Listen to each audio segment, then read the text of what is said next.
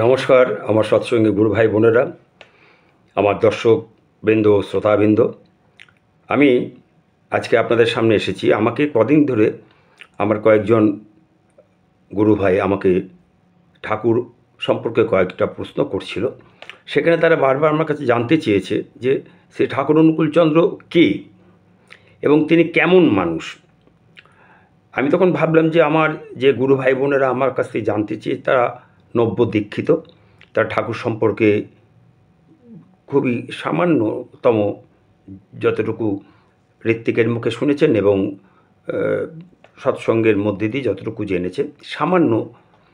তো তারা আমার কাছে যখন জিজ্ঞেস করলো তখন আমি নিজেই ভাবলাম যে তিনি তো মহাসমুদ্র, তার সম্পর্কে আমি কাকে কি বলবো, আমি বা কতটুকু জানি। এটা তো সম্ভব না কাউকে তার সম্পর্কে যতই আমি বলি না কেন, তো সামান্য কণাটুকু আমি তার সম্পর্কে বর্ণনা করতে পারবো না। তবু আমি তাদের কাছে চেষ্টা করেছিলাম যে আমি বোঝাবার চেষ্টা করেছিলাম যতটুকু পেরেছি। তারা আমাকে জানতে চেয়েছিল যে আপনি আমাদের যদি একটু ভিডিওর মাধ্যমে যদি আপনি আমাদের বলেন তাহলে আমরা সেটা ঘরে বসেও আমরা শুনতে পারবো। তো যাই হোক, আমি সেই জন্য এসেছি আপনাদের সামনে।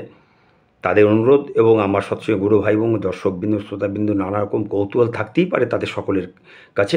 তা আমি আমার জানা মতে যতটুকু আমি জানি, ঠাকুরকে সংক্ষেপে যদি বলি, তাকে নানা রকম বিশেষণে বিশেষিত করা হতো, যেমন abnormally normal, gorgeously simple, wisely foolish ইত্যাদি ইত্যাদি। সেই ব্যাপারগুলো নিয়ে আমি আপনাদের সামনে একটু চেষ্টা করব। তাই আমি বলি যে আমার জানা মতে আমি যতটুকু জানি ততটুকু জানা অনুযায়ী বলতে পারি যে শ্রী ঠাকুর অনুকূলচন্দ্র অ্যাবনর্মালি যে নর্মাল মানুষ ছিলেন, এই কথা যে বলা হচ্ছে সে সম্পর্কে আমি আপনাদের সামনে এইটুকুনি বলব যে এই অ্যাবনর্মালি নর্মাল, এটা বাংলায় যেটা অনুবাদ যদি করা যায়, যেটা বলা যেতে পারে, তা হলো অস্বাভাবিকভাবে একজন স্বাভাবিক মানুষ ছিলেন। অর্থাৎ তিনি সমগ্র জীবনে তার 81 বছর চলনে বলনে, চিন্তায়, সেবায়, সূর্যোদয় থেকে সূর্যাস্ত এবং পরদিন সূর্যোদয় পর্যন্ত প্রতিটি মুহূর্তে তার শারীরিক, মানসিক, আত্মিক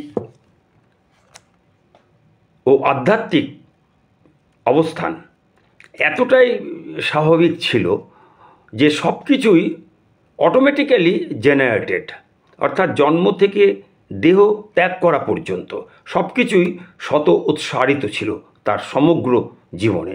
কোনো কিছুই তাকে বিন্দুমাত্র কষ্ট করে বা চেষ্টা করে করতে হতো না, যা পৃথিবীতে আর কারো পক্ষে সম্ভব ছিল না, যা কিনা অস্বাভাবিক মনে হতে হয়। শ্রী ঠাকুর যখন কথা বলতেন, তার কথা বলার ধরনের মধ্যে শিশুর সারল্য ছিল। যখন তিনি বাণী দিতেন তখন ছড়া বাণীগুলি পাহাড়ি ঝর্ণার মতো অনবরত বাধাহীন ঝমঝম শব্দে স্বাভাবিক ছন্দে ঝরে পড়ত আর চারপাশ মোহিত করে যেত। যখন তিনি হাসতেন, সেই হাসিতে শিশুর হাসির ঝিলিক দেখা যেত। সেই হাসিতে থাকত সরলতা, বিশুদ্ধতা, স্বচ্ছতা, আর সেই হাসির মধ্যে দিয়ে আলোর ঝর্ণাধারার মতো সহজতা তার সারা শরীর ছাপিয়ে চারপাশে ছড়িয়ে পড়ত উপস্থিত মানুষের মধ্যে। তাই তাকে অ্যাবনর্মালি নর্মাল, অর্থাৎ অস্বাভাবিকভাবে স্বাভাবিক মানুষ আখ্যা দেওয়া হয়েছিল। এই অবস্থা একমাত্র তার হয় যিনি ইষ্টের সঙ্গে ইনটিউন থাকেন, একতান থাকেন। আর সে ঠাকুর স্বয়ং নামী পুরুষ ছিলেন আর ছিলেন তাতে, অর্থাৎ নিজের সঙ্গে নিজে ইনটিউন। তিনি নিজেই ছিলেন সৃষ্টির সেন্ট্রাল পয়েন্ট, অর্থাৎ কেন্দ্রবিন্দু। যখন ছিল না আর অস্তিত্ব ছিল, অর্থাৎ যখন কিছুই ছিল না, তখনও সে ঠাকুর ছিলেন। অর্থাৎ সময়, স্থান বা সৃষ্টির পূর্বে তখনও শ্রী ঠাকুর একজন অনির্বচনীয় সত্তা বা শক্তি হিসেবে বিদ্যমান ছিলেন, পরম সত্তা হিসেবে ছিলেন। অনন্ত সম্ভাবনার মধ্যে তিনি সুপ্ত ছিলেন। বিশ্বব্রহ্মাণ্ডের সব কিছুই ছিলেন শ্রী শ্রী ঠাকুর। তিনিই ছিলেন স্রষ্টা। যখন কিছুই ছিল না, এই যে আমি বললাম, যখন কিছুই ছিল না তখনও তিনি ছিলেন। যখন একে একে সব সৃষ্টি হলো তখনও তিনি ছিলেন, এবং যখন কিছুই থাকবে না তখনও তিনি থাকবেন। সমাধি অবস্থায় শ্রী ঠাকুর বলেছিলেন, যখন ছিল না আর সত্তা ছিল, যখন কাল আসেনি, যখন শব্দ ছিল, যখন সূর্যের চাঁদের সৃষ্টি হয় নাই, যখন বিরাট গগনের সৃষ্টি হয় নাই, তখনই একটা বিরাট ধ্বনি সোহং পুরুষ ভেদ করে সৃষ্টি করতে চলে এলো, সেই ওম। যখন বিরাট গগনের সৃষ্টি হয় নাই, তখন এক বিরাট ধ্বনি সোহং পুরুষ ভেদ করে সৃষ্টি করতে চলে এলো, সেই ওম। সেই ওম বিরাট ধ্বনিই হলেন শ্রী ঠাকুর অনুকূলচন্দ্র এবং তার পূর্বরূপেরা রাম, কৃষ্ণ, বুদ্ধ, যিশু, হজরত মোহাম্মদ, চৈতন্য মহাপ্রভু, ঠাকুর রামকৃষ্ণ। শ্রী ঠাকুর তার সমাধি অবস্থায় পরিষ্কার বলেছিলেন, I was the sound, sound is my creation, therefore you are created by me. আমি ছিলাম শব্দ, শব্দ আমার সৃষ্টি, তাই তুমি আমার দ্বারা সৃষ্ট। আবার আমরা বাইবেলেও দেখতে পাই সে একই কথার প্রতিধ্বনি। In the beginning was the word, and the word was with God, and the word is God. অর্থাৎ আদিতে বাক্য ছিলেন, বাক্য ঈশ্বরের সঙ্গে ছিলেন এবং বাক্যই ঈশ্বর। তাই তার সমগ্র জীবনের সব কিছুই ছিল গর্জিয়াসলি সিম্পল, অর্থাৎ জাঁকজমকপূর্ণ অথচ সহজ সরল। ছিল অ্যাবনর্মালি নর্মাল মানুষ, অর্থাৎ অস্বাভাবিকভাবে স্বাভাবিক মানুষ। এবং তিনি অদ্ভুত এক বুদ্ধিমান বোকা মানুষ ছিলেন, অর্থাৎ ইংরেজিতে তাকে বলা হতো ওয়াইজলি ফুলিশ। জাগতিক ও মহাজাগতিক এমন কোনো বিষয় ছিল না যা তিনি জানতেন না, যা তিনি বলে যাননি। তার সমগ্র জীবনে 81 বছর ধরে ধর্ম, রাজনীতি, বিজ্ঞান, শিল্প, বিবাহ, প্রজনন, সাহিত্য, নাটক, গান, অভিনয়, চিকিৎসা, আইন ইত্যাদি ইত্যাদি ইত্যাদি জগতের সমস্ত বিষয়ের ওপর যত রকম বিষয় আছে, পেন টু এলিফ্যান্ট, সমস্ত বিষয়ের ওপর বলে যাওয়া তার 24,000 বাণী, অজস্র প্রশ্নোত্তর পর্ব ও কথোপকথনের মধ্যে দিয়ে জগতের সমস্ত সমস্যার নিখুঁত চিরকালীন সমাধান দিয়ে গিয়েছিলেন। সেই সমাধান প্রমাণ করে তিনি ছিলেন সর্বজ্ঞ। আর যখন বলতেন তখন তার ভঙ্গি ছিল একজন লেখাপড়া না জানা অজ্ঞ মানুষের মতন। উচ্চশিক্ষিত পণ্ডিত, বিদ্বান, জ্ঞানী মানুষের সামনে তিনি অসহায় বোধ করতেন।